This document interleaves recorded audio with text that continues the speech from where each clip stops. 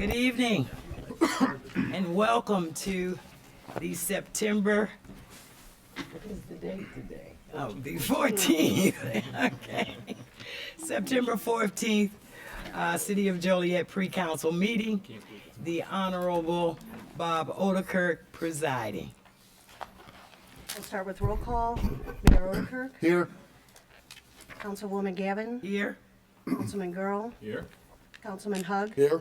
Councilman McFarland. Here. Councilman Morris. Here. Councilman Mudrin. Here. Councilwoman Quillman. Here. Councilman Turk. Here.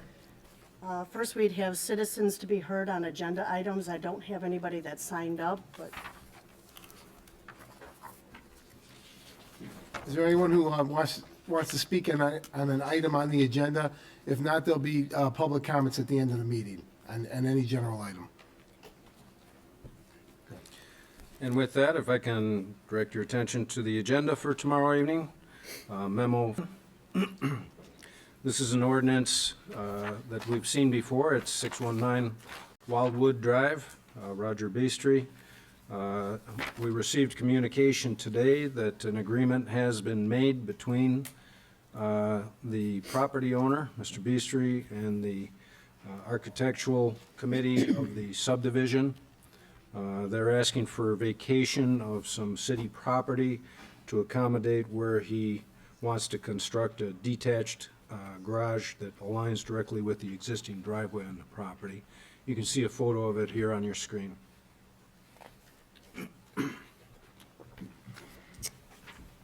So this is 2.5 by 178 feet by 7.5 feet utility drainage easement that's on the property, and he wants to construct a 25 by 50 detached garage that lines up again with the driveway. So staff has no problems with this. I did forward an email to you just about a half an hour ago, copy of that agreement for everybody's review. Item 480 is an ordinance with Center Point, and what we've been doing for several months here in the name of cooperation and economic development with the Center Point development is allowing overweight trucks on certain stretches of the road. There's a section of Baseline and Center Point Way between Laraway Road and Schweitzer Road, and then Baseline between Center Point Way and Noel Road. And these roads were built to our specifications by Center Point. We took them on, but they own the roadways on each side of it, and it just makes sense to turn the roadways back over to them. We've gotten everything that we need in these ordinances in terms of unrestricted car traffic. Law enforcement can enforce all of our local ordinances and state laws. We still maintain all the utility easements that we need, but there's no reason for us to maintain the pavement or the curb and gutter from this point forward. And that way they'll be allowed to run whatever weight trucks that they want within the inside of their development. Mayor? Yes. Just to break it down, to be simple, currently, who pays for the snow removal and repair of this? We do, right? Yes, Once we turn it over, who's gonna pay for it? they will. Center Point. And we still have full access for our emergency, police and fire. That's right. And if there's a pothole, they'll fix it. That's it? Okay. Okay. Item 481. This is a continuation of a portion of what you approved last time, which out at the Joliet Audubon Race Course. They're going to downsize the garage mahals to condos, and that not only requires approval of the type of building, but also requires a special use permit, which this ordinance will accomplish. You can see, I believe, the condos will overlook the track and have a deck there, and then the ground level will hold cars. because you've only got 4 cars, instead of 8 cars, so, that the existing units hold. But they think this will open up a new market that they've been unable to attain with the remainder of the property out there. They still do have, they are still having lots with the larger pole barn construction for the bigger garages as well, though. Any questions? Item 482. This is a variation they use to allow a continuation of 2-unit residence in an R3 use, or in an R3 use in an R2 district located at 659 Landau.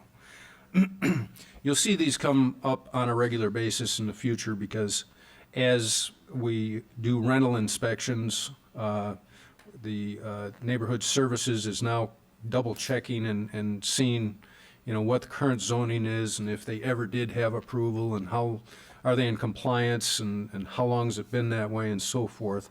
And so you can recall you've done a few of these in the last couple of months and you'll continue to see these in the future as well.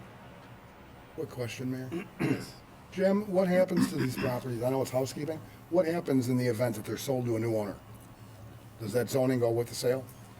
Yes, your approval of this goes forward with the sale, but again, if it's a use that's, I don't know, I'll double check with the city attorney. If it's vacated for a period of time, does it go back? Yes, it goes back to the original zoning. Okay, Thank you.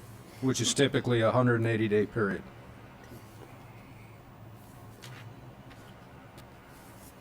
The next memo 483 is also the same type of request. This at 1526 North Prairie Avenue. Again, a continuation of a 2-unit residence in a R2 district.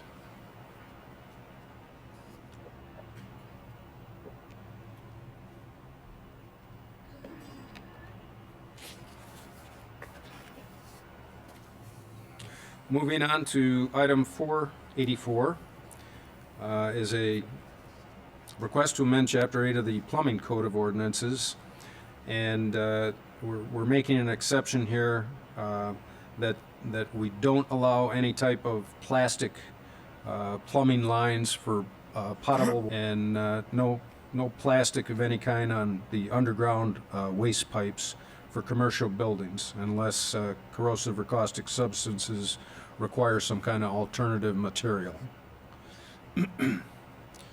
So we're basically in line with the Illinois Plumbing Code, but these are the exceptions that we want, our staff is recommending to require. Question, Mayor. Yes. So what about homeowners that have had, plastic plumbing put in there when they put in new bathrooms? Are they grandfathered in or are they gonna have to change it? No, they're grandfathered in, but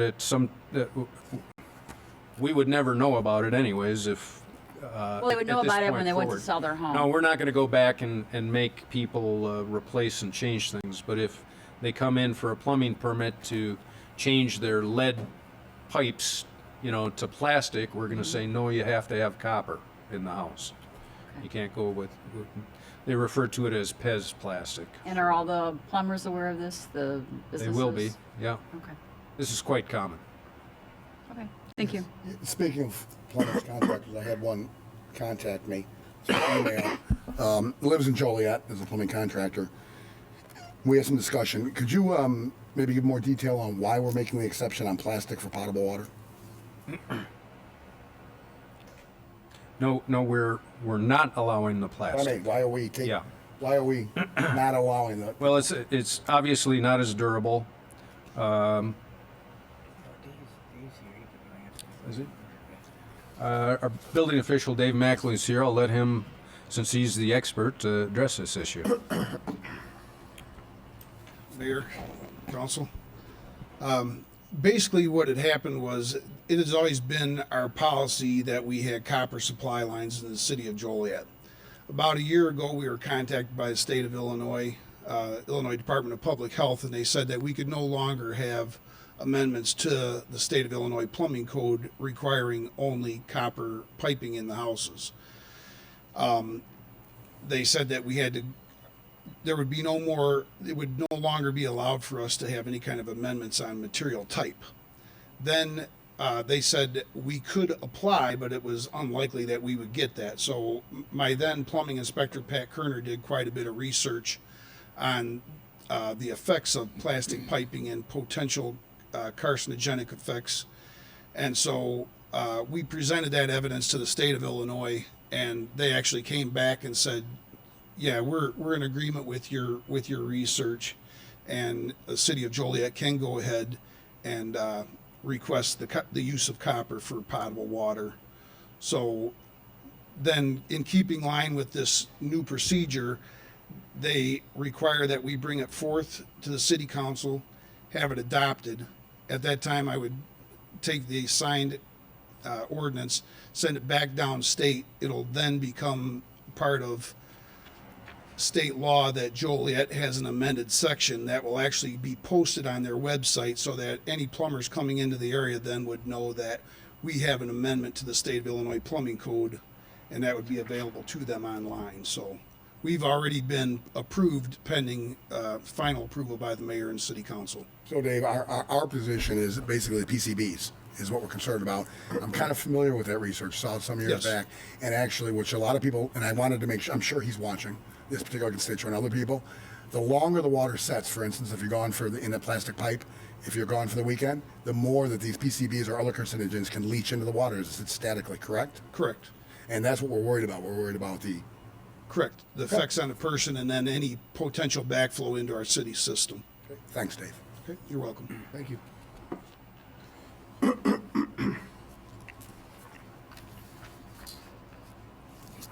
Item 485. This is an ordinance amending Chapter 31 of Code of Ordinances regarding our water and sewer rates. As you know, our water and sewer fund is an enterprise fund, which means that the revenues we collect from water and sewer bills are only spent on those things to make our wells work and our wastewater treatment plant run, and everything it takes to deliver water to your home and businesses here in the community. IEPA is requiring wet weather treatment plant where we have combined sewer overflow. We're right now tunneling underneath the river to carry that water. In the future, it'll go into storage tanks so it can await treatment, because oftentimes there's overflow during those rain events.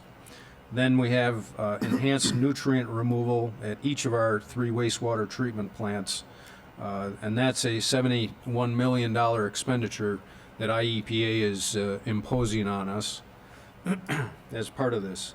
As you know, we employed the services of a consultant to review our current financial situation, our projections, knowing what our expenditures should be with these capital outlays, and they've come up with a proposed increase over a period of years, and staff is just recommending adoption of the next 4 years. October 1st of 15 would be 9%, followed by 8%, 6%, and 5%. Now, the reason that we had this study done is knowing that we're only asking for 1% for replacement, and when you say 1%, that means it's going to take 100 years to replace all of our pipes, all of our mains. That's the lifespan, which is exceedingly long, but that's all that they've looked at, and the real purpose of that study is to say, what is the absolute minimum that we need to increase our rates so that we can borrow the money at low interest rates from the IEPA revolving fund to pay back those bonds to make these improvements that IEPA is mandating on the residents here. As you know, that study, when that study was presented, you had a number of questions of the staff and of the consultants, and so we took a look at those and provided some answers. I do want to point out a few things from those answers, and that the question was raised, hey, now's not a good time or expensive for our residents, and the question is, okay, what is the definition of expensive?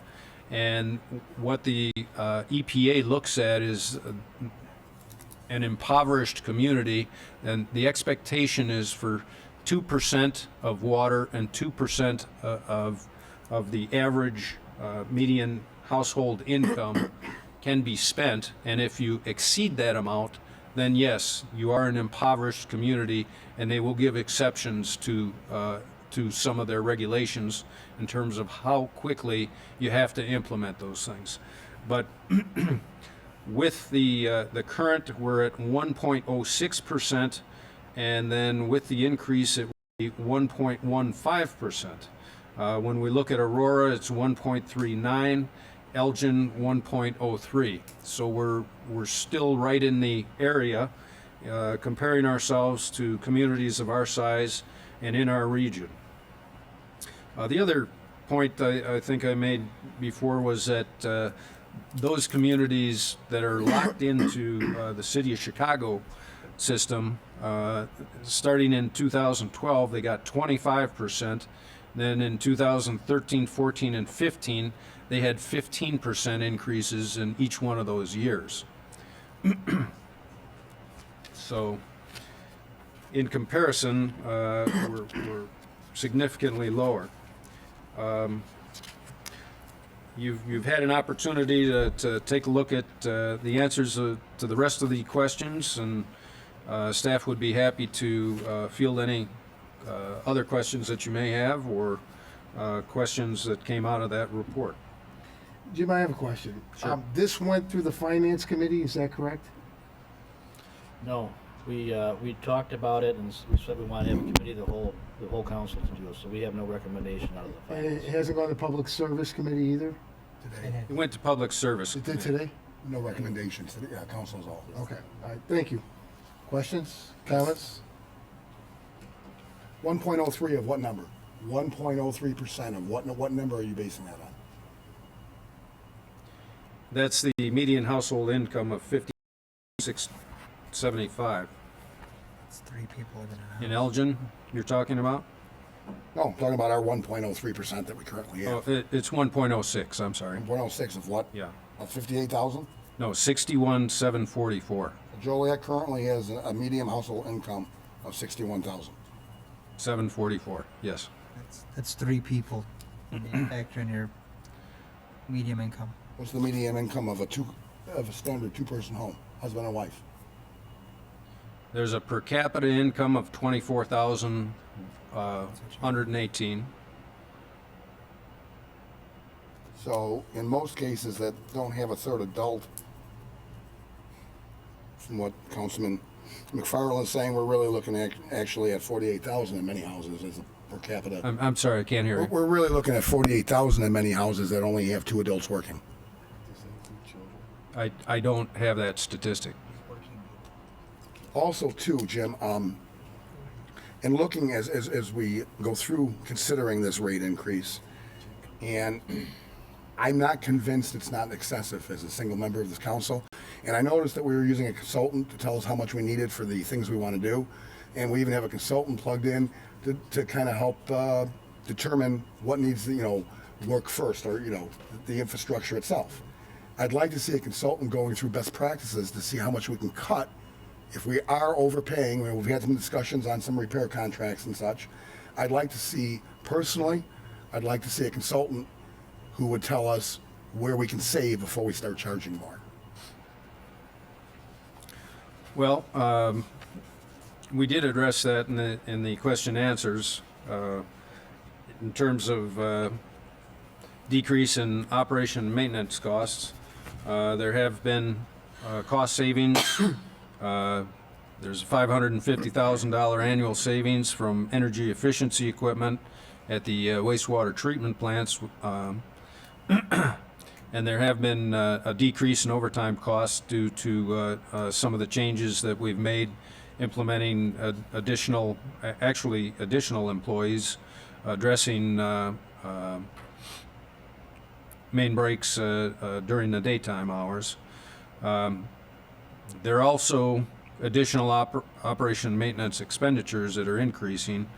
Labor costs in general, the consumer price index, electrical costs are up 30%, and we do have an aging system, which does have breaks, and we're trying to stay ahead of. Okay, with all due respect, we brought in a consultant to tell us how to spend our money. I'd like to have what consultant gave us these numbers? I'm sorry? What consultant gave the numbers you just gave us? Was that an outside consultant? No. Okay. No. We brought in a consultant to show us how to spend the money. I'd like to see a consultant brought in to show us how we can save money. Well, so we saved some money, I get that. Mm-hmm. Is that all we can save? You know, it doesn't hurt to bring in on outside That's eyes true. and say, look, we can cut $1 million a year in expenses, $2 million.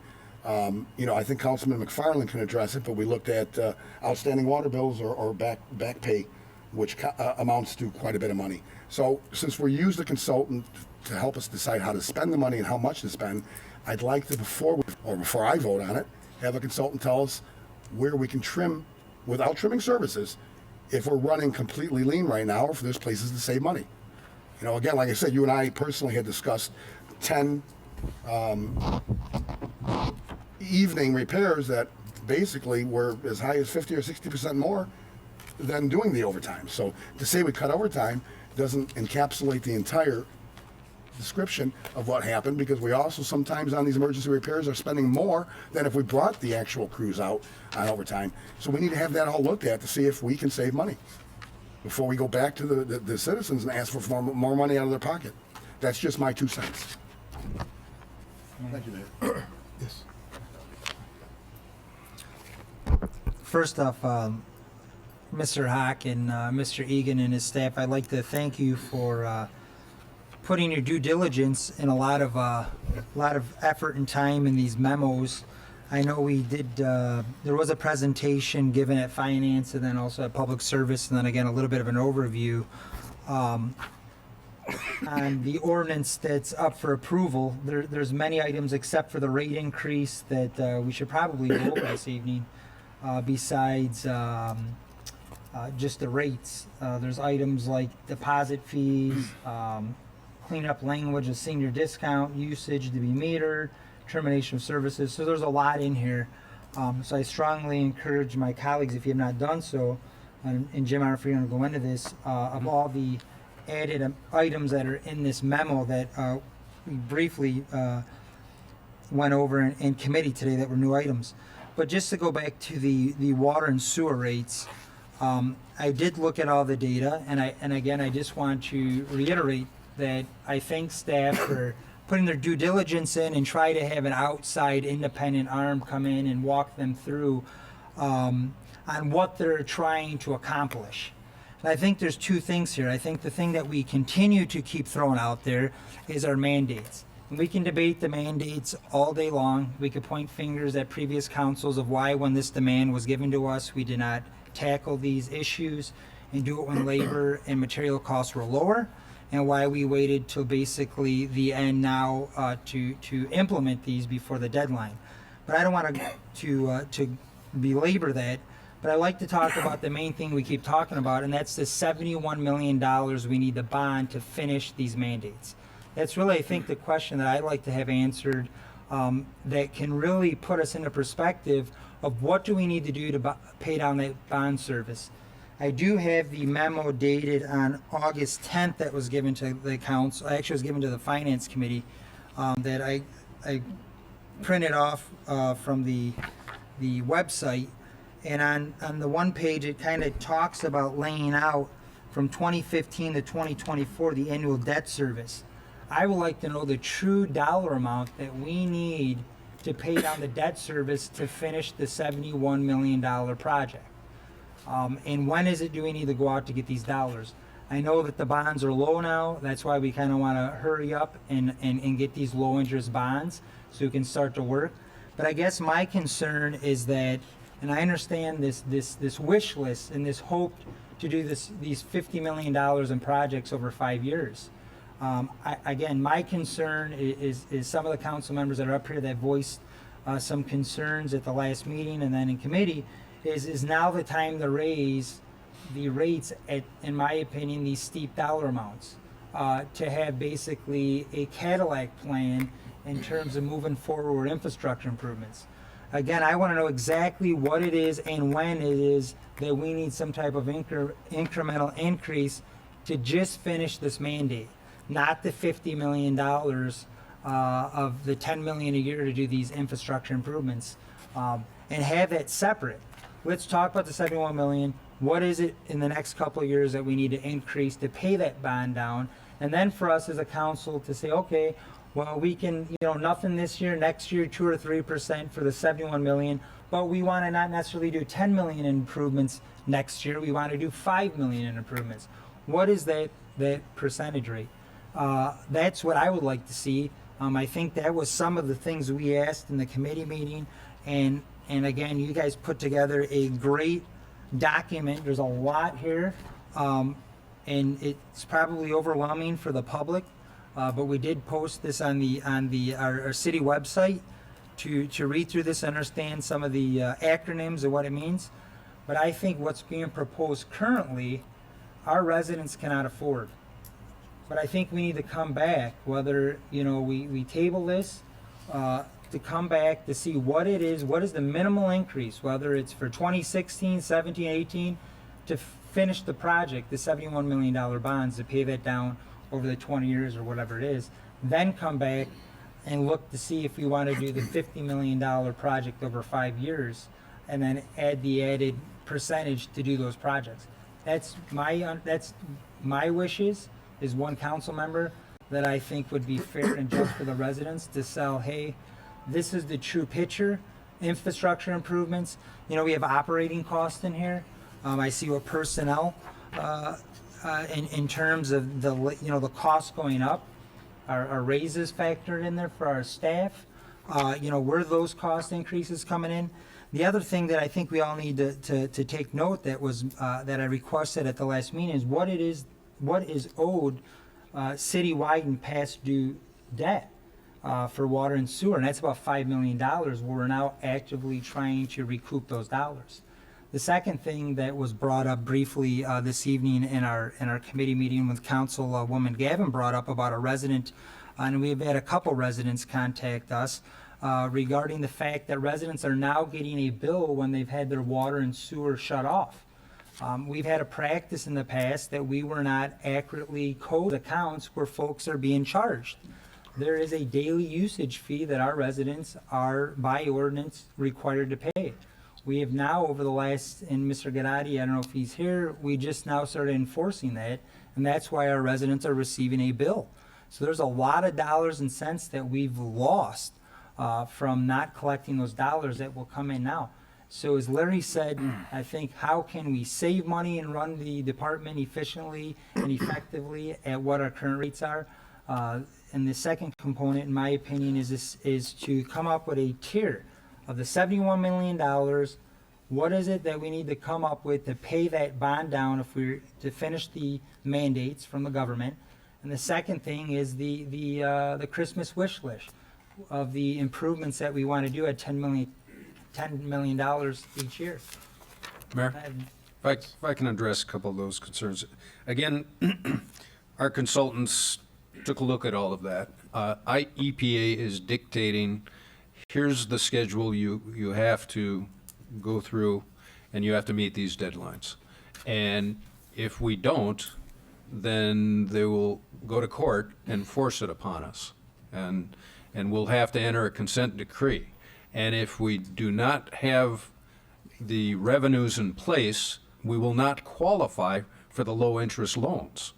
And then we'll be stuck with a consent decree, having to build everything that we know we have to build right now, but we're going to have to increase our rates even more because we're going to be paying higher interest rates. And so again, the purpose to bring in these consultants was to review all of that information, to know what the bond debt payments would be during that time period, and to make the proposed increases as low as possible for our residents so that in future years we aren't facing 25 and 15% annual increases like some of the suburbs have faced by the city of Chicago. Right, and just in respond to that again, I'm asking, what is the bond payment for $71 million? What is that rate increase that we need to do? Is it one, That's, two, three, these four? are the numbers. They're not. They- If you read your memo here, I'm sorry. Unless the memo, there's a typo in here, the memo indicates that it's a $50 million plus 71. I think we're going out for a $112 million bond. Am I correct, Mr. Egan? I thought the question was, did the consultants look at that information when they I don't see conducted their what the analysis of amount what to was raise needed? the fee is to cover the $71 million mandate. I'm not disputing the fact that we need to honor the federal government's decree Okay. that has been on us for over 20-something years. The question is the additional $50 million you're trying to bond out to do these other projects. And I'm telling you, the rates that you have here, and you have three scenarios here. Scenario one, no modification to rates. Scenario two, significant rate increase, 36% in 2015 to allow for cash funding of renewal and replacement program while providing reserves required for IEPA launches loan. Scenario three, moderate rate increase, 9% in 2015, which relies on borrowing to fund renewal. There's three scenarios here of a memo dated August 10th that was given to the council and the finance committee. So what I'm asking, real simple, I don't know if I'm talking foreign tongue here, what is the rate increase needed to fund the 71 million court mandated project? Is a rate needed or the revenues coming in This, able to? This projection, the 9%, is based on the $71 million for the mandated projects, and then the $50 million over the next 5 years for the capital improvements, the critical capital improvement projects that we feel are necessary to keep the water and sewer system in good operating condition. Percent increase overall for the $71 million. No, it's, we're stepping into it instead of doing a large increase. You know, part of the, it's 9% this year, 8% next year, 6% followed by 5%. Correct, but that's That gets us- factoring in the $50 million for other infrastructure improvements. Excuse me, Mayor. Yes. I don't have a copy of that. I'm, It was given to do all us. the council members get it? Because I don't have that. I don't remember getting it, because Yeah, I would copies, remember that. Sure. I'll have copies made of this. Thank you. Because I agree with what you're saying, but I don't know what, I have nothing in front of me to sorry, I look at. I thought everybody received Is it. that part of the consultant's report It's what was presented to us. at the last? There was a, yeah, I think July 20th memo to the finance. August 10th, Oh, to the finance committee, right? but not And the then rest we of the council. discussed it briefly, Well, was but it I- here at the? I like to see things in front of me, especially when we're talking those Right. types of Oh, numbers. yes, Well, we when sent a staff memo came out. to us, I received this document when staff came and we then questioned the raises. Remember they gave a presentation, I questioned. We received that document that evening, and that's where I'm There getting was, these yeah, facts the from. last memo was August 20th that addressed the last series of questions that were generated. Well, I'll have to go home and look for that, because I Councilman? don't Thanks for remember seeing answering it. my questions. Yes. I have an answer to the councilman's question. I just did the math. Okay. 121 million total. I understand your question. 71 million being what you feel is the mandated, right? Correct. That means that the 71 million is 57% of the 121 million. So if you take the 9%, 57% of 9% would be 5.13%. 8% would be 4.56%, 7% would 3.92%, and the 4% would dump down to 2.28%. There's your answer. A I understand what you're saying. portion of those increases are to make sure we're covered on projected O&M increases over the next couple of years also. Based on what we've seen for increases in the past 3 years. Meeting said July what? Should still be on, here we go.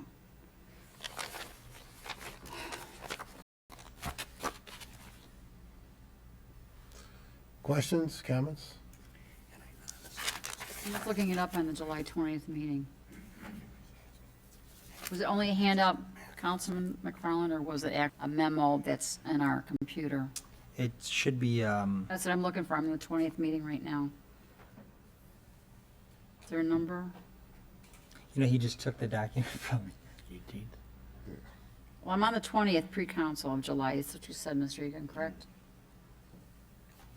The memo we sent out was dated July 20th. It was provided to the Public Service Committee. I guess a question I have, just to be blunt, we knew that this project existed. We knew that the council had ignored this for some time, and we knew several years ago that we couldn't ignore it anymore. EPA was demanding that we do this. So about, I think a year and a half ago, 2 years ago, the council voted on the first $40 million to bond that out, correct? EPA loan, we did that approval 2 years ago. So if you're now saying that we have 50 million in capital improvement projects that we need to do, the obvious question is, why are we hearing about this for the first time now? Why wasn't this brought up a year ago, 2 years ago, 3 years ago? Is there anything that happened in the last couple months that forced us to have to spend $50 million to improve our water system?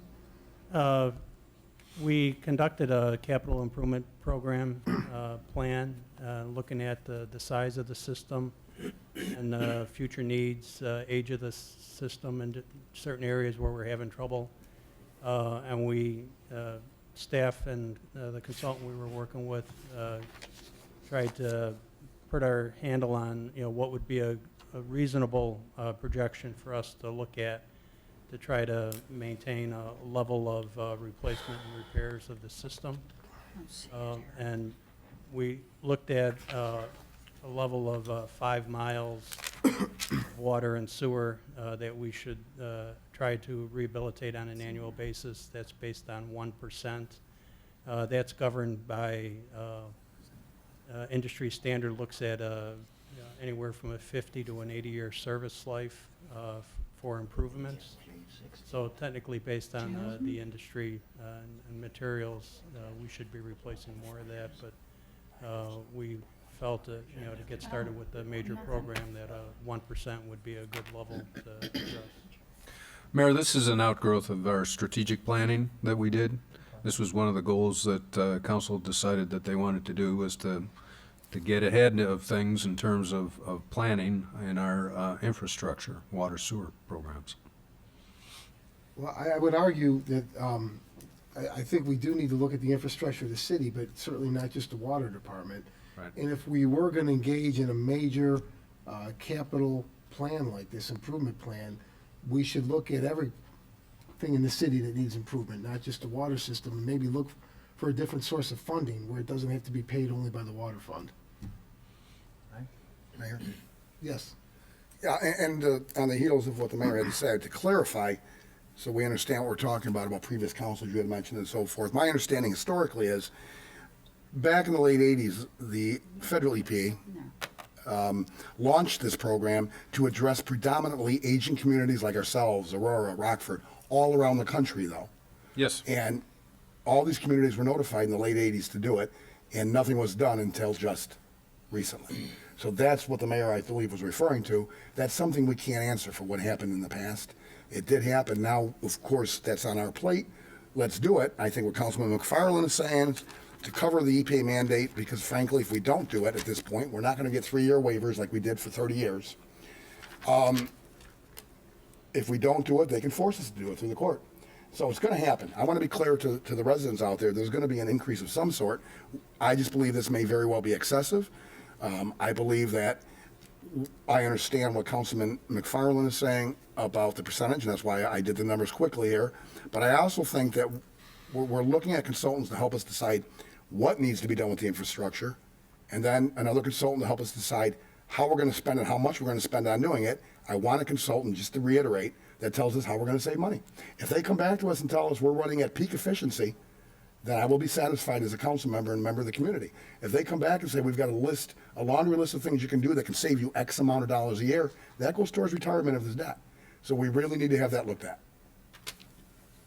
I would like to add, to the comment that we haven't done anything for the last 30 years. It's before my time with the city, but back in the 80s, the city did initiate a master storm sewer plan. And the approach back at that time was to install storm sewers, the major outfall sewers, to alleviate flooding and bring separated storm drainage, get that out of the sanitary sewer system. So, the city has done a lot over the last 30 years.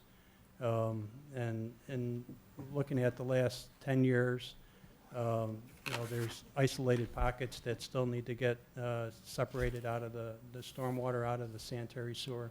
But there's the aging infrastructure. We got major infiltration coming from a lot of neighborhoods. We've got neighborhoods with foundation drains still tied into the sanitary system. Commercial areas, a lot in the downtown area, we've got roof drains tied into the sanitary system.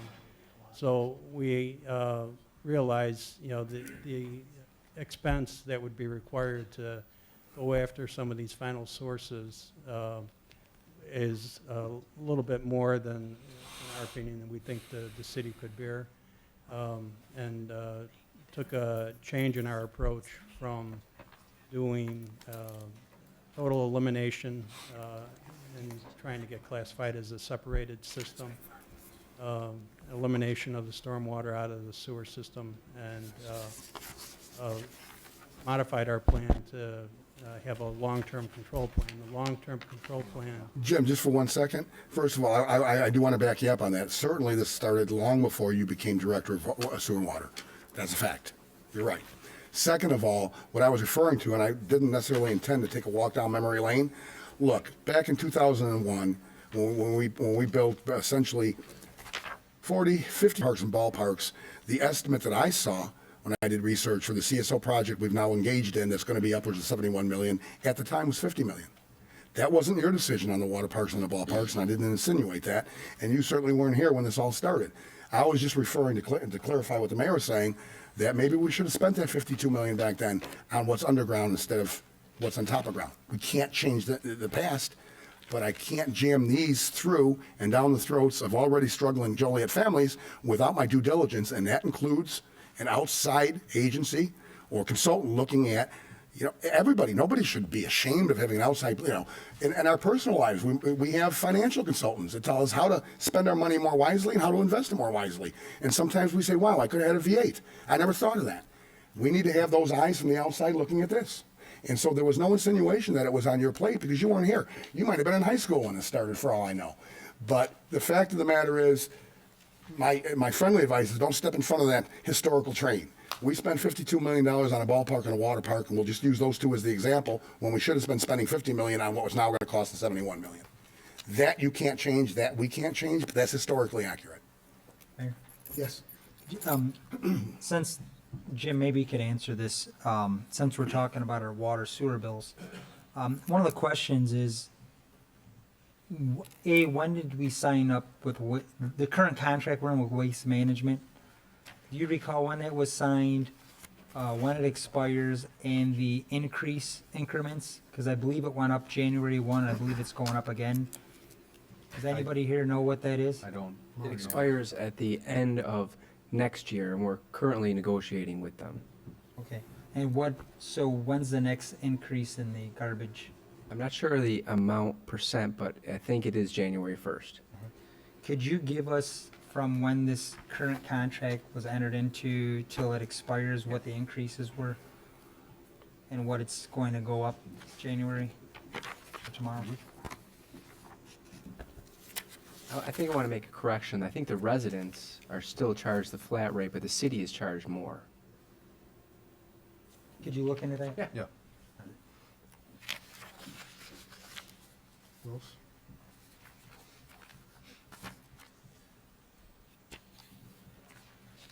I want to say it was about 2008 when they made the change.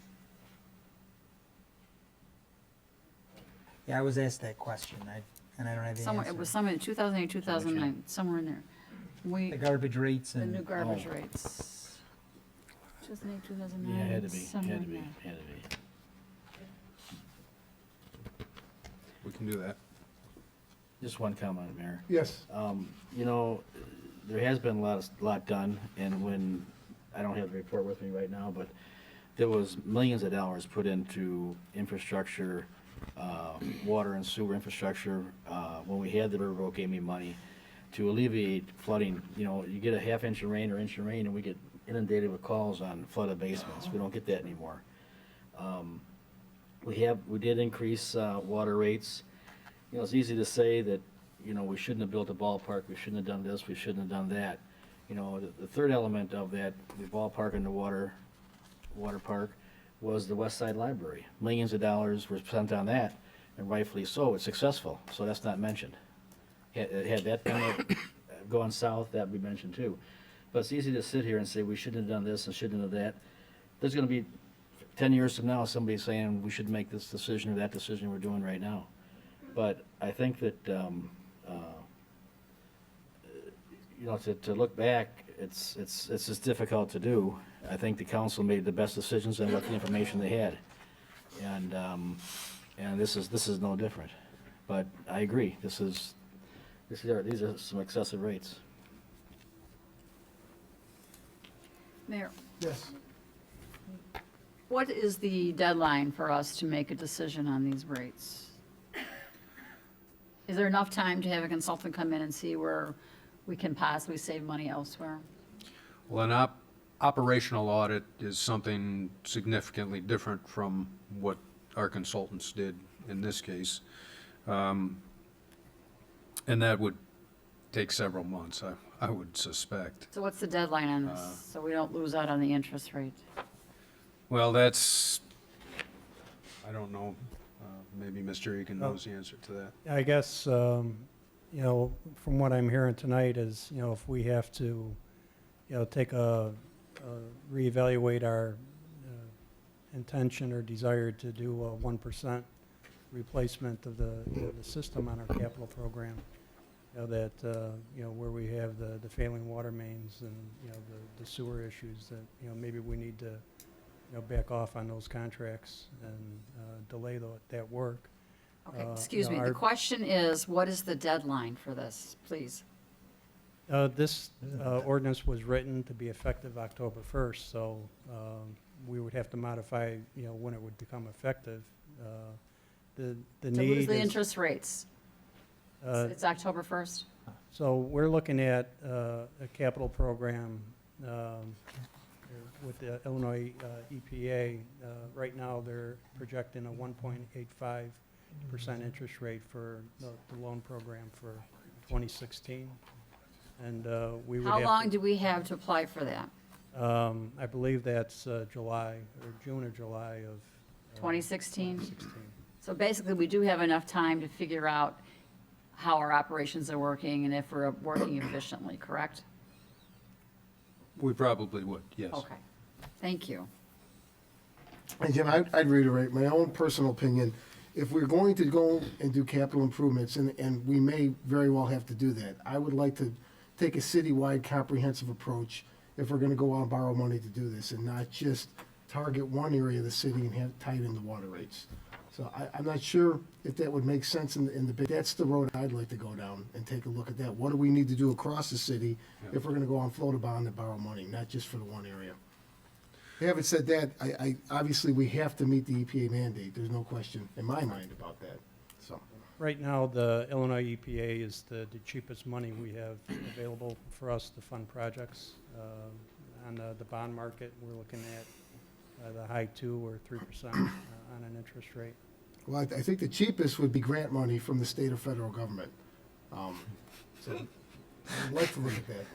And we have, as you can see from the report that we did, that we have gotten several $100,000 in grants. And whenever they come up, we apply, and sometimes we're fortunate enough to qualify. So, Any other questions, comments? So where do we go from here? Are we going to look at where we can save, and since we can wait till next year before we make a decision, look at overall operations as you suggested? I think we can have an up or down vote tomorrow, and if this doesn't pass, we could try readdress it, maybe with different numbers. Can we table it with different We numbers? can table it too, yeah. Mayor? Yes. Go ahead, who do you call first? Go ahead. The only thing I would ask tomorrow is if we were to vote on the updated ordinance and take out the water and sewer rate increases. There are some connection changes, as I mentioned. There's some usage being metered. There's some language we clean up. There's some agreements that we came with some outside entities, like the Landlord Association with deposits, that I think are important to start now. That we do vote on tomorrow night, but I would move tomorrow evening to pass the ordinance, taking out the water and sewer rate increases until we legitimately have some numbers that are more sensible.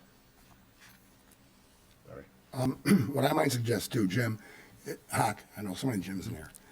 If you could, we want to expedite, we have until May or June, but start searching out those consultants that might specialize, not just in finances, but in best practices. Right. And maybe, Mayor, if you might agree, I think it should be, if Jim can do some research, staff can do some legwork, and they should bring some proposals through the committee to the full council, through the Public Service Committee, to look at it, so we can structure what it is exactly we're looking for to make our decision. Well, depending on the vote goes tomorrow. Yeah. Granted. Might pass. Okay. So we would just amend the ordinance. And Councilman McFarland said he will amend it tomorrow. Okay. Well, I'll see if I can prepare something between now and tomorrow with your direction. Thank you.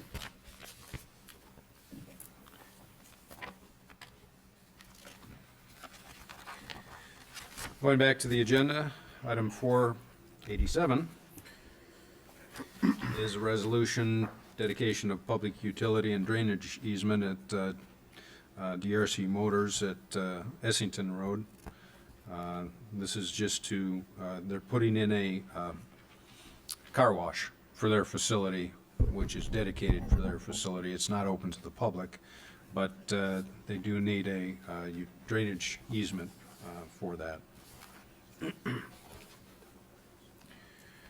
488 is a resolution to acquire 306 Lawton Avenue. Again, this is another piece of property by the East Side Sewer Treatment Plant that we need for the expansion and construction for the wet weather treatment facility.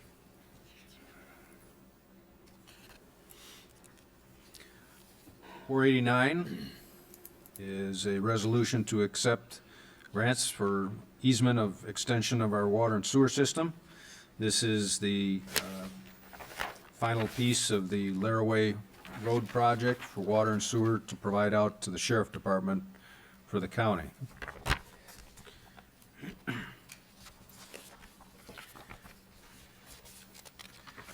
And 490 is a resolution on some using motor fuel tax funds for Mayfield Avenue, Taylor Street roadway improvements. 491 is a substantial amendment for our 2011 through 15 consolidated plan, which HUD requires us to have in place, and this is in anticipation of obligating $1.2 million in home funds. And the plan is to do what we have in the past, which is to subsidize qualified low-income persons in purchasing new homes. Then item 492 is authorizing allocation of what are referred to as Chodo home set-aside. Again, this is HUD funds, and regulations require that a minimum of 15% of that income be allocated towards, in our case, we dedicate it to Cornerstone Services, $282,000 of our funds for the rehabilitation of 9 homes, total of 13 units, occupied by very low-income people with developmental disabilities.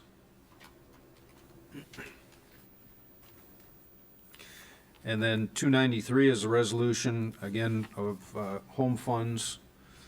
And these, again, are forgivable second mortgages that we use for the down payment. This is the actual resolution saying we're going to spend our home funds, is to allow to subsidize those low-income people for purchase of new homes. And again, they do have to have bank pre-approval from a lender of their choice. And in this case, Will County Center for Community Concerns being allocated up to $755,000 to operate the program on our behalf. The rest of the agenda is award of contracts and amendments and change. And I do want to refer you to item 511. Council memo. This again refers to the Laraway Public Safety Facility out there for the Sheriff Department. And I just want to point out to you, after the design has been completed, the city is requiring certain wet wells to be enlarged and certain lines to be bigger than what's the minimal necessary to service just the Sheriff Department. But we believe that because of potential future annexations and services to the areas along the way between where the city currently property line ends and going all the way out to the Sheriff Department, that it's worthwhile to make that investment. So there's $175,000 for oversizing the sanitary sewer and $16,000 for a wet well and enlarging that area as well. So this will be our portion of the amendment to the county contract for the project, which is currently underway. And then the other item is the next one, item 512, that we're asking to have removed from the agenda. We really need to have the resolution for, at the same time, to use MFT funds, and then we go on and ask for approval of the intergovernmental agreements. So tabling this to the next meeting or to a future date is our request as well. Are there any other questions on the agenda? If not, I do have a request for closed session this evening. We do have one person who would like to speak for public comments. That's Candace Johnson. Good evening, Mayor and City Council. I come before you again tonight to address the Bicentennial Park issue. I would like to present you with over 300 signatures so far from taxpayers that do not want the Bicentennial Park to be given away to or have an agreement with Joliet Township government. We are okay, I'm sorry, I'm a little nervous. I do not like public speaking. We've mentioned before the park has historical significance to the city of Joliet. There have been two presidents that have stayed at the National Hotel, which was on the corner of Bluff and Jefferson Street. There are most of the original businesses that started in Joliet were originally located on Bluff Street, as well as the original first log cabin was put there. The Bluff Street has been so historical that we actually have a day that was created after it. May 30th is actually Bluff Street Day. It was done by the Will County Historical Society. In addition, it's the only park that we have in the St. John's neighborhood. I have sat through many city council meetings and have heard business community leaders talk about redeveloping downtown Joliet and redeveloping the ET area, but yet the city is ready to pass on a very critical historical part of that redevelopment area over to the Joliet Township with no input from the taxpayers so far. The best part of the city is going to pay $100,000 a year to Joliet Township in order for them to take over control of that park area. What concerns us is a lot of the closed door sessions or discussions that we have heard of. Not saying they're necessarily true, but a lot of talk has been going around about closed door sessions. The city council structure has many committees where the project could be discussed and should be discussed, including the land use committee. It would be great for transparency reasons to start bringing them out into the public's discussion. We would like to be involved. We are here to be involved, and it's our park. We're not going to go away, unfortunately. I'm really annoying. So. The worst part is we have to read about a lot of the stuff in the papers before we've actually heard about it from our council and our mayor. We would like to be involved through all of the steps. We would like to help you solve a problem if there is a problem. Let us know what the park needs so we can help come together and maybe help with the park instead of not talking about it or not doing anything and letting it sit for more years to come. Sorry, I lost my spot. There's also an issue with the park board. The park board sitting on a little over $300,000, and if there is an issue with the park not being kept up properly or maintained properly or having events hosted there, then why haven't they invested some of the money that they're holding right now into the park in order to bring more life back to it? So I would just like to bring that attention to you. Plus, there was a poll on the Times Weekly where they had an 86% tile. I know it was not a lot of votes, but it was only out for a couple days, and they were in favor of not giving the park to the Joliet Township Board. And I would like to ask you again just to consider the people who are speaking out against giving it away. Mayor? Yes. Candace beat me to it because I also had to read in the paper about a closed session about Bicentennial Park. And rather than going to closed session, I think we're all about transparency up here. And I think Mr. Vera is here. We should talk about this publicly so everybody knows what's going on, because there's too many rumors and innuendos out there what's going on. And I think we're here, so let's hear it publicly rather than a closed session. That's how I feel. Yeah, I don't have a problem with that. To address one point about, because I know things have been written in the paper, and as you probably know, sometimes they're accurate, sometimes maybe not so accurate. What has transpired so far, and anyone could correct me here if I misspeak, is the subject was brought up, is brought to myself after the election by Mr. Vera.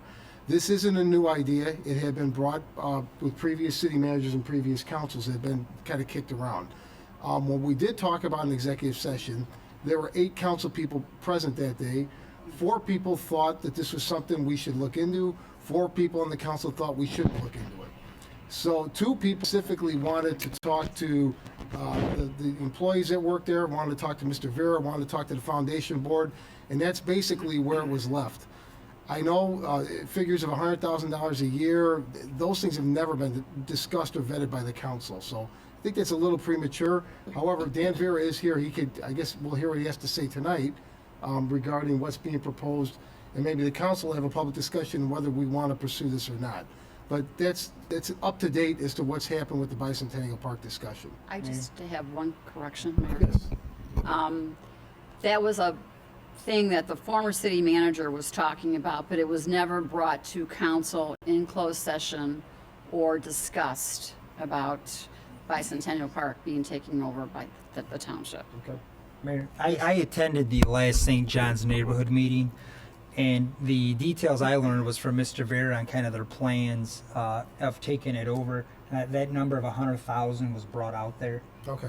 From asking the city for $100,000 to help. And Dan, you explained what it was for. It had good use. I don't recall verbatim. I know you two, that facility, all 3 of you actually were there. I think Ms. Gannon, you were there, all 4 of you were there. So I think that's where the 100,000 came out. Mr. Vera said it in this meeting and gave a lot of details on what their plans were that we were never shared in executive session, that I learned a lot about. So I do agree that we have nothing to lose of the presentation you did at St. John's here. We have nothing to hide. Right. Your Honor? Yes. If I may? Well, Betty, you were there. I'm sorry. I was there, absolutely.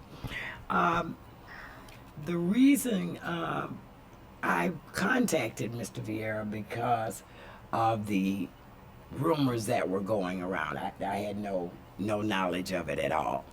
And I asked the mayor if we could bring Mr. Vieira into closed session so every council member could hear. But I have no problem with discussing this in the open. I think that every resident needs to know the truth of what's out there. There's so many misstatements that are going on. So we need to be very clear, and there has not been a discussion between this body. And so now is the time. If we're gonna have the real talk, we need to have the real talk. And so I would prefer to go into closed session, but I have no problem with keeping it open to the public. That's where I am with it. Mayor? Yes. And to clarify, the mayor had mentioned there was 8 people here, 1 person was missing. That was me. I've not talked to Mr. Vera yet, so whether we do it here or back there is the first I'm going to hear. So all I've gotten so far, frankly, is what was in the newspaper too. Any other comments? Hello, everyone. I just want to follow up on what Candace said. Mary Beth Gannon for the record. 2 Joliet mayors are also associated with Bluff Street. Mr. Porter, Edwin Porter of the Porter Brewery, very important person in Joliet history. Also, Anton Scheidt. The Porter family and the Scheidt families are still here in Joliet. The names may have changed through time, but I'm friends with Edwin Porter's great-great-grandson. There were also many Irish families there, including my own. It's my family's house on Bluff Street. No longer there. This is part of our history. It's the first street in Joliet. I know you have a lot of financial constraints to deal with right now, but it's our first street. You can't come up with another one. You can't replace it. And my concerns are this is going from a partnership to quote-unquote ownership interest is what I read in the Herald the other day. That really disturbs me. Public park business needs to be public. Going behind closed doors is not good. Transparency now. And lots of history associated with Bluff Street. The first midwife in Joliet was on Bluff Street. Abraham Lincoln, Martin Van Buren, and I'm sure when Teddy Roosevelt came to Joliet, he probably stopped by Bluff Street. Please have more prudence than your predecessors who let all these buildings be torn down. This is a city street. It belongs to the residents of the city of Joliet. Please, you cannot replace this. Thank you. Thank you.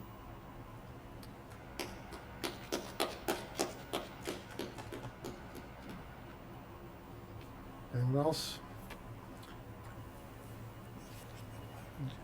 Jim, should we vote on whether to proceed in executive session? That was the purpose, so if it's appropriate, Mr. Vera is here, as Councilwoman Coleman said, to hear from him at this point. Dan, do you wish to address the council publicly? I have a question for council.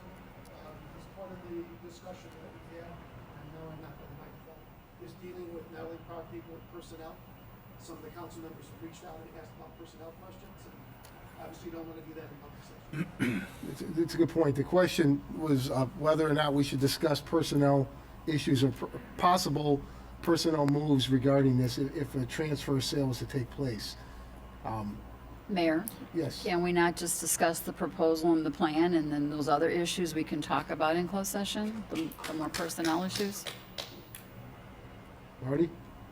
I mean, anything financial or legal, whatever, we could talk about in closed session, but I think the public needs to know the preliminary plan, and there's a lot of information out there that's misinformation, and I think Mr. Vera wants to clear that up as well. So I would like for him to come make his presentation, his proposal, and anything that pertains to legal or personnel, we can talk about that in closed session. And Mr. Vera, at the last meeting, we talked about what the offer was with the person at the public meetings. I mean, So I would make a motion that he be allowed to speak, make his proposal, and the second part of that would be to go into closed session if need be to discuss personnel and legalities and costs. Second. Okay, so it's been motioned and seconded for Dan to come up and address the council concerning the purchase of By Park by the Joliet Township, and then we will go into closed session afterwards to address personnel, financial issues on By Park. Yes. Councilwoman Gavin? Aye. Councilman Girl? Aye. Councilman Hugg? Aye. Councilman McFarland? aye. Councilman Morris? Aye. Councilman Mudrin? Aye. Councilwoman Quillman? Aye. Councilman Turk? Aye. Motion carried. Come on up, Dan.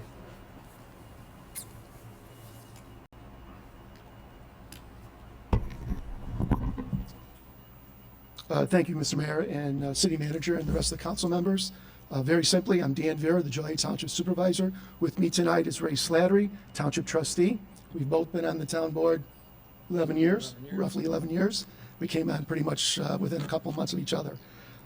Very simply, two parts of this is the part that we need to go into executive session. I've had the opportunity over the last couple of months, month and a half or so, to meet with a majority of the council members who had individual questions. Obviously took that time. Thank you for the reach out by council members who did that.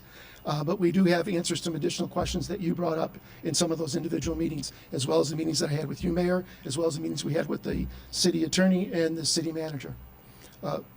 First off, what is the request for tonight? We've been waiting. We thought we had approval a month ago from the city manager and the city attorney to go over and do our due diligence over at the park, which is very simply, we request the opportunity to conduct that due diligence on the condition of the two buildings located on the park. Our contractors and vendors would be allowed to conduct inspections and submit written reports to us. That would be obviously roofing, structural, plumbing, electrical, theatrical sound, theatrical lighting, etc. We will engage the services of an architect if needed and a landscape architect as needed. We know that has to happen. The township is prepared to make a major capital investment into the park if this project goes forward. We will allocate our resources according to the immediate needs and prepare our multi-year plan on correcting those issues identified. We have been told of major deferred repairs and neglected repairs that have occurred at the park. We will gather all the financial information and the contractor's reports and determine our decision on moving forward in 30 days.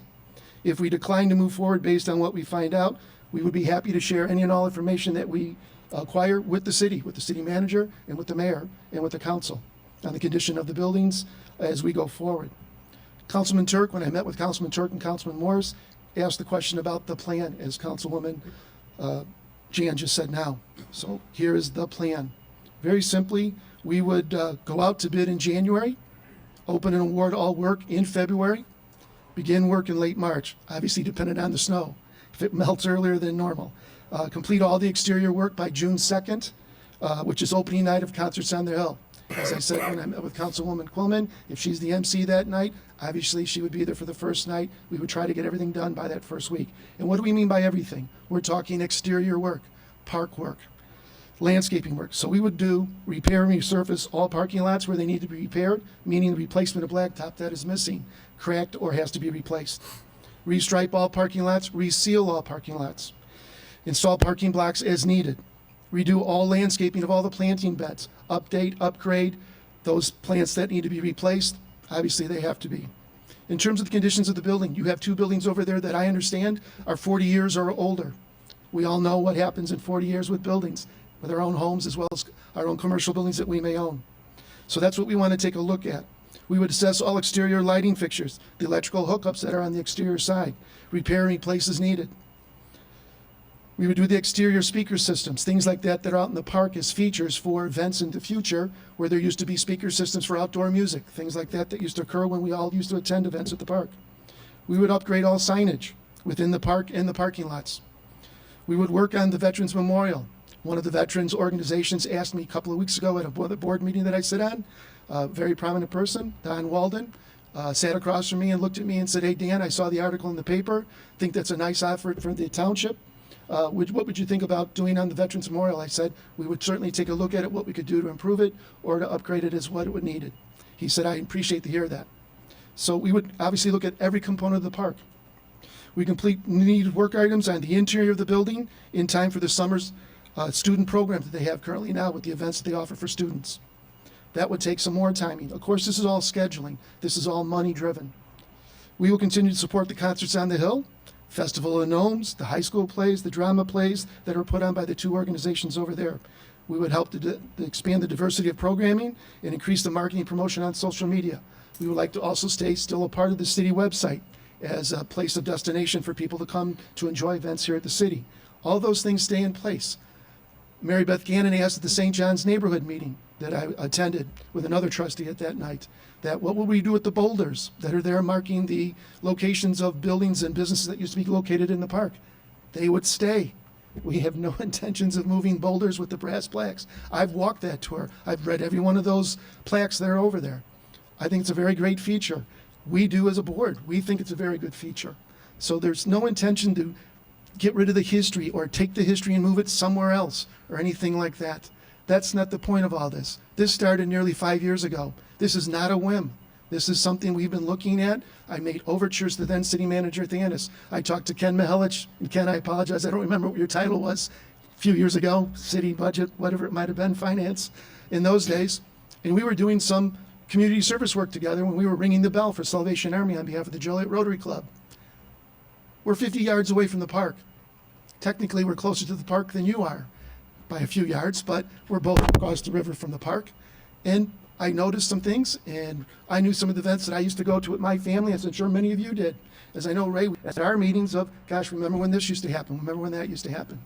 We know those things have gone away for various reasons. Financial, volunteers, all the things that go into this. We would obviously have to redevelop and restart a volunteer program. That takes time. You all know what that takes. We don't have 150 employees that can go over and help us set up for this event or that event. That isn't going to happen. So it takes a volunteer base, a very good volunteer base. We all know that. So we request the opportunity to go forward. The personnel issues, the financial issues that were just alluded to, we have no problem stepping over into executive session to talk to you that in length to answer any and all questions. The 6 council persons I've met with, I've answered all those questions. Each one of those meetings has been at least an hour individually. The only joint one was with Councilman Morris and Councilman Turk. The 3 meetings I've had with our mayor at various times since the election, the mayor knows, we've talked a couple of times. The 3 meetings we've had with the city manager to date. This all started back on March 9th when I met with the new city attorney, Marty, and of course the city manager, and restarted. There were issues why it stopped and started over the last 4 plus almost 5 years. We honored those. We waited, looked for an opportunity to say, could we do it again? Could we talk about this? Mayor was aware of it when I first met with the mayor, and because he had been talked by the previous city manager. When Councilman McFarland was at the St. John's meeting, he was nice. He asked questions. Councilwoman Gavin asked questions. You lauded us and said, I laud the township for stepping up. I laud Supervisor Vera for coming forward. Of course, many of you weren't around a few years ago and didn't know that this was talked about and discussed. So that's where we're at. At this stage, we thought a month ago we were going to get the okay to go across the street, across the river, and start the due diligence. Have our contractors come, our vendors come, take a look at the condition of both buildings, give us written reports. We would report to the city manager and to the mayor and to the council. Our decision after 4 weeks to 5 weeks, once those contractors get their reports in, because we want them in writing on the conditions. And then we'll make a decision to pursue it any further. Questions? I have a couple questions for Mr. Veer and possibly Mr. Hawk too. Mr. Veer, you kind of went through a lengthy list Sure. of capital improvements Mhm. that you're going to get started on. You said possibly in March, depending on weather. Sure. That list seemed pretty extensive. That had been close to $1 million worth of expenditures. No, we understand that part. We're going to try to do what we can based on the condition of the buildings. We don't know everything yet in due diligence. The city budget that is in your budget that is says Bicentennial Park, at this point, it isn't all the expenses incurred at Bicentennial Park. We sent over a list of 21 questions to Mr. Gandati and to the city manager requesting additional information. We did get some answers back. I think Ken Mihalich helped with some of those answers, as I'm assuming Mr. Gandati's office did as well. But we're looking for real numbers as opposed to just sentences where they are located in your budget. We want to know the drill back number. What is that number? I guess what my comment is, Sure. based on your analysis here, you're expecting to put some dough into these buildings, and We're facilities. we're coming forward to say that we were interested in making a commitment. It would be on a 5 year, 5 years, or 5 or a 10-year plan out. What we could do the first year, what we could do the second year, what we could do the third year, and so on and so forth. I guess my question for Mr. Hawk, what's the dollar amount that the city has put into capital improvements over at By Park over the last 4 or 5 years? Probably nothing. Probably zero. Yeah. Okay. 150,000 this year. Which is the CDBG grant that's been put in there to repair the fountain. City manager Hawk said to me that he and I, if this went forward, we would look at some designs. I know he has some specific ideas of what can and cannot be done with the fountain, if it's ever going to get repaired or replaced. Something about zero depth and some other ideas that Jim had. Because in the future, that would become a maintenance issue down the road once completed. Another question, Mayor, if I could. Sure. With respect to programming, do you plan on eliminating any of the current programming this year? Absolutely not. Plan on adding, bringing Absolutely. anything back? Diversity of program, additional things that could be done. There are groups that I'm sure would be interested. So it sounds like you're gonna make a capital improvement investment. You're not gonna eliminate any program, and you'll No. probably bring some programming back. Yes.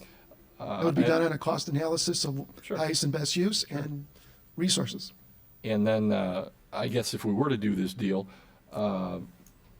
City Manager Hawk, what would the savings be, if any, to the city of Joliet? Because I know there's a cost to us, obviously, Yes. as far as operating it and managing it. That's the negotiable part that we discuss in closed session. Correct. Okay. Our savings? Okay. Yes. Very good. Thank you. Yana, Yes. Mr. Vera, Yes. I have been in discussion with a lot of residents about By Park and some of the pros and some of the cons. And so as I listened through your list of improvements and things. Security in the park it looms large. Okay. Correct. So can you talk a little bit about I sure can. what that looks I sure can. It's one of our many questions that we have. What are those costs? We would obviously, I reached out to Chief Benton when I met with him socially at another event. He was heading out for vacation. I said, upon return, love to sit down with Chief Benton to talk about what you, the city, require in terms of security for any and all events that are held there. How many blue shirts, how many white shirts, whatever that formula is. In addition to that, we would want to sit down with Chief Formals, with the fire department. If Waterway Days, for example, were to come back, I remember attending it. I had friends that brought their boats to the event, would sit on their boats and watch the fireworks and the lighted parade and all the things that used to happen at the park. But our intention with the police chief and the fire chief would be, what are those mandates that you require as a council for any events before they can be permitted, for liquor and for any other things that can occur at the park? We don't know if Waterway Days comes back. We all know the type of fencing that is along the waterway, the single big link chain link fence. Do we have to have an ambulance in the park on standby in case of something happening if a child fell into the river? I don't know what the requirements used to be back in the day when there was Waterway Days Park. So those would be reach outs to Chief Benton and to Chief Formals on what you require by ordinance or before permits are issued by the city manager's office or signed off by the mayor and the council for any future events. So security issues is one of our issues. We were told by one of the board members, just so you know, the council knows, I have met in front of the corporation board over there. 4 of those members came to me, but in large, the 7 members, I met in front of them for over an hour on a given night, on a Tuesday night, and answered 15 questions that were faxed to us the day before. So I answered those 15 questions to start that meeting with an additional 20 questions after my hour was done. Shook hands, they took my business card. A couple of them came to see me afterwards privately over the next 2 weeks. But we were told by some of those board members of one of the capital needs that needs to be done is a roof. They've been given a cost on that roof. It's quite large. We won't determine that until it's in writing to us with our roofing vendor to tell us what needs to be done over there. You know the cost of roofs. You know what needs to be done to the train station here. That needs a roof. Those costs are large. Let's find out what is good for 5 months or 5 more years. So security questions, we have a concern. We were told that one of the last big events that was held there years ago, security cost was $17,000. That had to come out of the budget to cover security because the council and the mayor and the city was no longer just providing security to events. Those events had to build into their costs the cost for security, because that is what we understand is overtime costs for police officers that come and work the events at the park. Just one other point. Sure. In regards to security itself, and we know that for major events Yes. that we're having, but on a day-to-day basis, what I'm hearing and what I'm seeing actually is that park has been a roost, if you will, for a lot of unsavory things that are going on there. Yes. And so parks in Joliet, one of the key things for anything is safety and security in our parks. And so I'm hearing all of the improvements that you're talking about, and I can see that with major changes, things will eventually change there too, and we won't have that day to day. So I'm really interested in learning more. I'm glad that you came before us. I also hear from my constituents that the history Correct. looms large there. Bluff Street looms large. But I haven't heard anything that any of the I don't see that changing. historical It is not pieces changing. Bluff Street's not gonna We become- respect and honor the history of our city. We are citizens of this city too. I mean, Bluff Street is the first street. First commercial street, absolutely. We won't become the third, Excuse me, I'm sorry. Public comments are closed. it won't become the third or fourth street if you take it over. No, Okay, no, got So it. nothing Mayor. will change in terms of the historical piece. no. Thank you, sir. We would promote it. Thank you. Yes. First of all, thanks for coming on short notice to present this. Oh, no, I public- got a notice a week ago. so- Okay. City But manager there called is me. a looming question out there, and I've asked the city manager and I've asked the mayor as well. What happens if township government goes away? Because it already has in Evanston. So Well- then what do we do? Well, good question, but the Evanston situation was a unique situation to the city of Evanston. That was a separate issue. In terms of township, there's 1,400 and some townships across the state. You have to be coterminous to eliminate a township. That is not the case. at this point, and that's down the road. That's done by referendum. That's done by things down the road. So the township's been here since Say we go into this I for understand. 10 years, down the road, say 3 or 4 years, Joliet votes to get rid of township government. Then what? Well, Marty would tell you that there's more to that than just Okay, that I simple want to know because exercise. these are questions that I have. Absolutely. Here's how we would answer it in a very simple way. Is that would be, you know, I was involved in that, Marty, but here's, the township has been here since 1849. It's here now. It will be here for some time in the near future. He's getting ready to speak. I'll let him speak. Councilwoman, what I would propose in any agreement is that would revert back to the city. Correct. That would be part of the IGA. And my another question is, Sure. why do you have all this money to spend on this? It's not a matter of having all this money. It's a matter of our perspective, Ray's here, obviously people know Ray's background, is the perspective of it's budgeting, it's scheduling, it's putting it on a plan, and then working that plan. You don't have the money right now, you, We have the money to initially get started, yes. where would that money go otherwise if you didn't have this proposal? Well, we've been making improvements to our current buildings. We just put a new Generac system across the street. We just put a brand new roof on our building. We have plans. We just put a Generac and exterior. You all know the improvements that we made. I don't know which one's live, but you know we all made the improvements out at Joliet Township Animal Control over the last 4 years. That was a 4-year plan. We've completed our 4th year. Our 5th year out there is we'd be working with the city about it, an additional parking lot on the remaining parcel that's left next door. But the 4-year plan, we put it together and we implemented it and funded it. And it was task orientated, and we've completed it. Everybody has seen the new. It looks brand new. When we had the open house, over 400 people came to the open house. They thought we had built brand new. They thought the vacant lot next door was where the old building was. It was not, in fact. We had renovated the interior and the exterior and the grounds. The last thing we're doing this year is the monument sign on McDonough Street.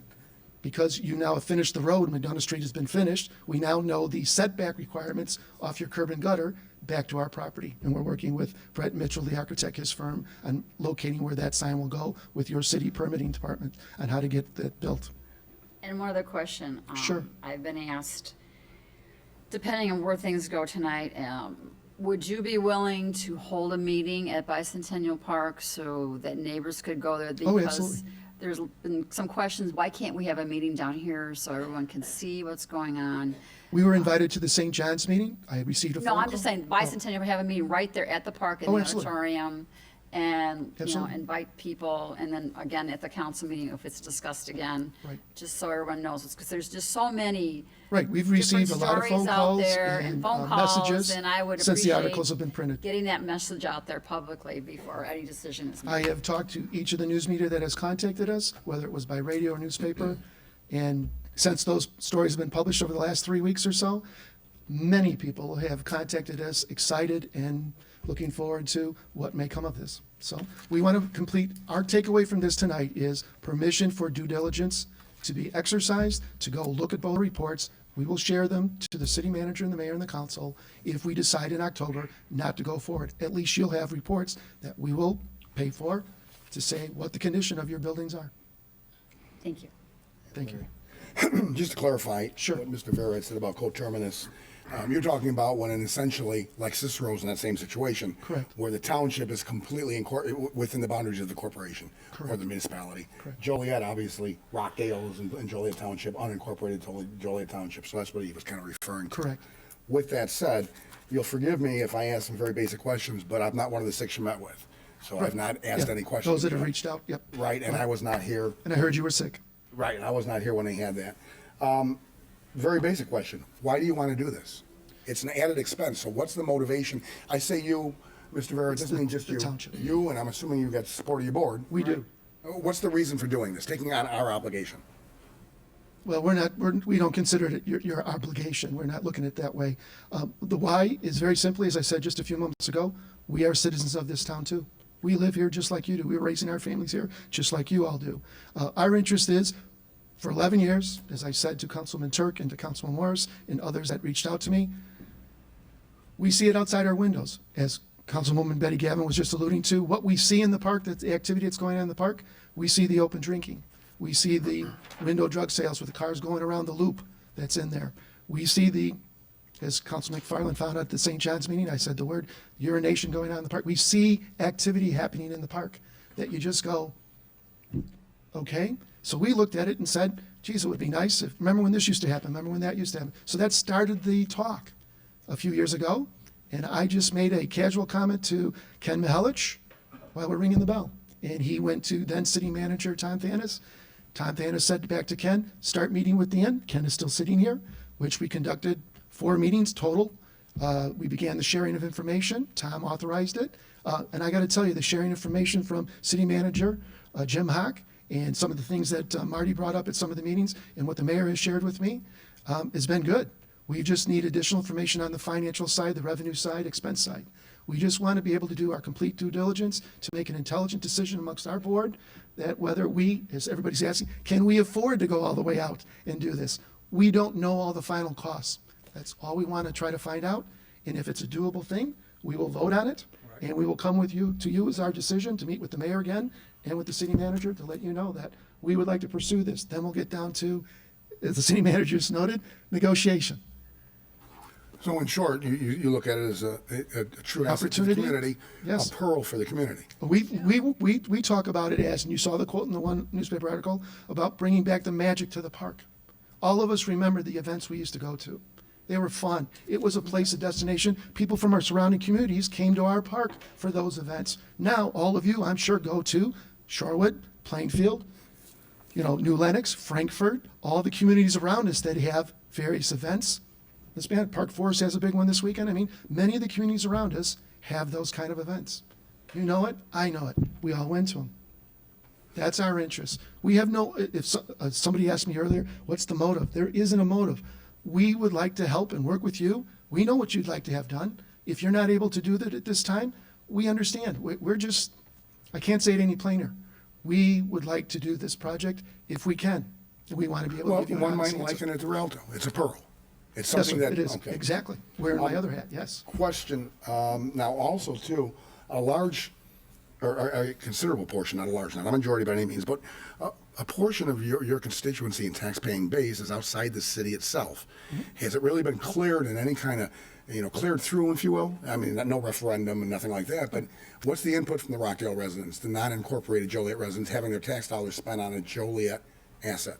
That would be part of our process of how we get the word out that we would like to do this project. That's on us to do that. Okay. And Go ahead. I just want to mention that those people in Rockdale and Sugar Creek, they're actually closer to the park than some of the people out in Kendall County. So they would be able to use that park, and it'd be an advantage to them also. We look at it as an asset. And you're not looking at it as a purchase. Now, that's the confusion out there, too. You're looking at an intergovernment, an IGA. We're looking as transfer of deed and ownership, obviously. Otherwise, why would we make the investment? So that's part of, we talk to you. Okay. So it's not, my this is last all question. part of the negotiating part with the city manager is alluding to, my comments and conversations I've had with the mayor.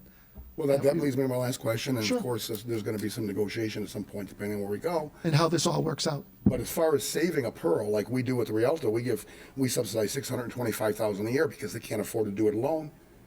Maybe subsidy would work. That's part of the negotiation the city manager's talking. No, I mean subsidy from the township back to us, intergovernmentally. Well, We do that's that all. with Rialto all day, every year. I understand, but that is a different thing to us. That's not our interest. We've had people on the council ask if we'd be interested in the ballpark. We are not interested in the ballpark. This is something that's 50 yards away from us, where we have sight of it. We can walk across the bridge if need be for issues that arise. That's the way we're looking at it, as that type of a venue. We're not into what you're kind of alluding to. That's not our interest. That's- Subsidizing it without ownership. Right. So the goal isn't solely to improve, but it's to actually own. The goal is to improve. I can't say it any plainer, what I presented tonight. Yes. So it's an investment of dollars. And if Councilman McFarland said a couple weeks ago at St. John's, how about a lease? Well, our issue would be, why would we make leasehold improvements and then 5 years later in the lease, you go, we don't want to lease to you anymore? No, I understand, Mr. Fair, because we do that every year with Rialto, and we don't take ownership. I understand. We help it because it needs help. Correct. And it is a pearl of the community. Correct. And that's And why I what made we that wanna- analogy between We'd the like two. to shine it up. Right, but ownership isn't necessary to shine it up. But You it can is do for it the out of the goodness investment of of your our heart like we do. dollars. Yes. Whatever that instrument would be the city manager and the council at large. Yes. Sure, go ahead. First off, as I mentioned at the St. John's meeting, I do want to compliment the township for looking at a potential, I think, opportunity to assist the city maybe and to bring back of what you guys feel is a pearl of the city. So I don't want you to take any of this negative, as I said in the meeting. And again, it sounds like you didn't reach out to us. We reached out to you. Hey, were you interested? I think you mentioned it, Ken, at a bell shaking or whatever it Yeah, was. it was So conversation. Ken's always, that's good. You're trying to sell off assets. The couple things. First off is these items that you mentioned about people, public urinating. Yes. You see other items happening. And after that last meeting, you mentioned some trees. I contacted staff. We had trees trimmed for some lighting. Yes. And if anybody sees this in the park, including township folks, please call our police. They can't be everywhere all the time. But if anybody does see this, please report that, and we will get to the park to get these offenders out of there. So I just want to clarify, and you may have contacted the police when you've seen this. But the question is, if you were to take ownership of this, what would you do differently than now to stop this public urination? Because it seems like I've heard that repeatedly in speeches and other council members that you've seen this public display taking place there. And if you had the ownership, what would you do differently to stop this? Well, obviously, we would, as was came out of the St. John's neighborhood, when you saw the police officers that were present giving their beat report for the neighborhood, the one officer spoke up and said, well, that's really our beat. That's part of our territory. Those are things that we need to be made aware of, and those would be part of our patrol series. We would do the same thing. We would meet with Chief Benton. As you're just saying, please call the police. We would meet with Chief Benton and let him know what we have witnessed.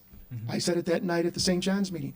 The officer that spoke up said, those are things we need to know about because this is not only St. John's neighborhood, it's part of our beat territory for coverage. Okay, and since this is, a public topic and we talked about the St. John's, I would ask city staff to make sure that we are, which I'm sure we are, we're regular patrol in the park. Yes. And we're making sure that this isn't taking place and people are being cited. The second thing I'd just like to mention is I in executive session, and I've said this previously when this topic first came up, and I've thought of this long and hard, but when this was first presented to me, my concern is that, again, this is the history of the city. And we subsidize so many different, I call quality of life projects that really don't have a strong connection with the city, like Bicentennial Park. And I think that if anything, we should look at cutting other subsidies that we do not have jurisdiction fully over before we even consider getting rid of this. We just made a $15 million purchase of Evergreen Terrace, which runs continuous to this property, that we still haven't even come fully around to see what the redevelopment plans are. And for us to just take this section of that whole potential development plan and give it away, I think is a bad decision. One of the reasons why I believe 5 years ago when this was first brought forward was on hold is because of Evergreen Terrace. And for us just now to prematurely, before we even have a plan with Evergreen Terrace, try to just give it away, I think is a bad decision. As I mentioned at the meeting at St. John's, I think for the programs you want to be back, and it sounds like you guys are flush with cash, you could do the same thing as we did last weekend with the Spanish Community Center, and you can lease the space and host any type of events you want to on our premises, whether it's your own waterway days. That's just my opinion. Whether you want to do it or not, that's my opinion, saying there is an avenue, there is an outlet for you guys to bring these programs back if you want to do so. It's not an end-all or be-all if you have ownership of this property. If you want to give your township residents an opportunity or programming opportunity that's not there currently, you could do so by leasing the space. The other thing I just wanted to mention is I have reservations on allowing the township to go on the property to do an evaluation. My understanding is that there was a meeting, I believe, with a couple of council members of a roofing company coming in and inspecting. I think there's a couple names thrown out there. You know, I guess my concern is, are we going to allow these outside people that are not even connected to us, our own staff, to go out and do inspections on the property, and all of a sudden we get this capital list that's from here to New Lenox on improvements? It's almost like a shock and awe that this needs to be done in this time frame, when we're having a vendor come in that sells roofs or sells windows of items that need to be done. The other concern I have is these items of the trees that are blocking lights that were repaired, and the loitering and the other items that Mr. Veers mentioned tonight in St. John's. Is we have staff there currently. Why aren't these things being reported back to us? If we need a new roof, why aren't we looking at the roof to see when it needs to be replaced in the time frame? The capital improvement budget here was only put in because the St. John's Neighborhood Association came to us and indicated that the fountain was not working. Mrs. Schultz contacted, I believe, the mayor and myself at some point. I think it was you or somebody on the council, and indicated that the fountain was filled with gravel. Why isn't the city doing anything? It hasn't worked in a year. So we finally put forward. We talked about CDBG money that we now have back in our coffers from us settling the Evergreen lawsuit. That fits in the CDBG funding if we need capital improvements. But again, for us to give, I don't know if we're talking about if you want the property for free or if there's a cost, for us to release all equity and ownership of that parcel of property, I think is a bad idea. Yes. There's no money in the budget today. There's no money in the budget in the future for us to bring anything back to the park. We have a governmental organization, different than ours, but similar to ours, that's willing to do this, willing to take pride, ownership, time. I say we move forward with them. We also let them do their due diligence. Councilman McFarland, regardless of who they bring to do the roof, that doesn't say we have to do it. We would get a second opinion, but it would help us if they decide they don't want it, or we decide we don't want to give it to them, that we put those items then on some type of a 10-year, 5-year, whatever budget, that this is what needs to be done. No different than Jim Egan's talking about with the roads doing the 1%, or the sewers, I should say, doing the 1%. I see no downside of letting them do their due diligence and us getting them all the answers, all the numbers from wherever they're at. Do we have staff in-house, correct, that could do an analysis? I mean, we pay engineers, we have them on staff, No, that's not the case. This requires a structural engineer, but it is part of our strategic plan, and we're working on that to do that for all of our buildings. We've got over 100 buildings that we own, and we're close to making a recommendation very soon. So Mr. Mackley's department couldn't do this? Do an overall? No, you need a structural engineer to take a look This is at. more than just a roof. What are we looking at? Roof, electrical? Looking at everything. What I said was roofing, structural, plumbing, electrical, theatrical sound and lighting, and all those types of trades, both central and building trades that have to come and take a look at both buildings. We've been assured that the Little Bank building is strong, it's a strong building. Well, until someone actually looks at it and gives us the condition of those buildings, as I said earlier, I understand they're over 40 years old, both buildings. Do you know of any current outstanding repairs that need to take place now? Does anybody know that we are not aware of?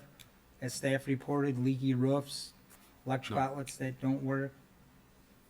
I'm not aware of it. No. Mayor? Yeah. Yes. Just a question. Dan, what is your fiscal year? Is it the Our calendar fiscal year is April 1st, yours is April 1st. January 1st. So we would amend our budget later this year if we go forward for those final 90 days of our fiscal year, and then obviously plan for the full year. Ours is April 1st. Okay, so then, right now, do you have a dollar amount you'd be willing to commit for like the first year to jumpstart the whole project, or no? That's something we would talk about in executive session. That would be something we would talk about after negotiations. Because we don't know the costs that are coming yet. We don't know all of Your budget that says Bicentennial Park under the city manager's budget, we need additional dollars because you pay for other items that are costs associated with the park from other parts of your budget. They're not reflected in here. That's why we sent over the 21 questions. Questions? Just with respect to the, Go ahead. Go ahead. with respect to the consultant, Mr. Vera, I mean, that's going to be at your cost. It's your due diligence, correct? It is. Okay, thank you. Yeah. When I'm hearing all of this, and I think that we all know that collaborations builds capacity, right? And so at the end of the day, the goal for the Joliet residents and surrounding area residents is to have an improved, safe park that has events that are inclusive to everybody. I'm from a 501c3 background, right? And so this looms large for me because the more we work together, the better it is. And so I'd like to commend you for your vision in terms of improving the park and bringing something better to Joliet and livening things up again over there. It's a beautiful venue. So I have not heard anything where any changes of historical value or anything. And so those are the things that I needed to have clear for myself. I admit I'm not a Joliet resident, born, raised Joliet. But I have heard. For us, we got a bigger problem. Yeah, right. But the born and raised part, to know the history and the dynamics. And I've spoken to several of my constituents who are very passionate about that history.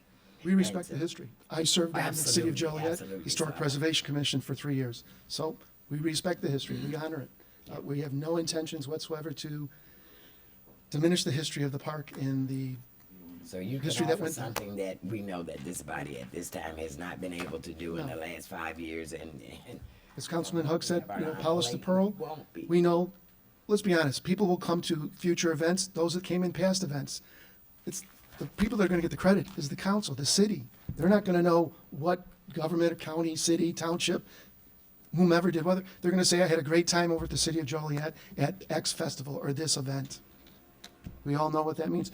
Because when you go to other communities to go to their events, you're not thinking, well, gosh, I wonder who put this on, who did this. You just said to friends, I went to a very nice event at that city. thank you, sir.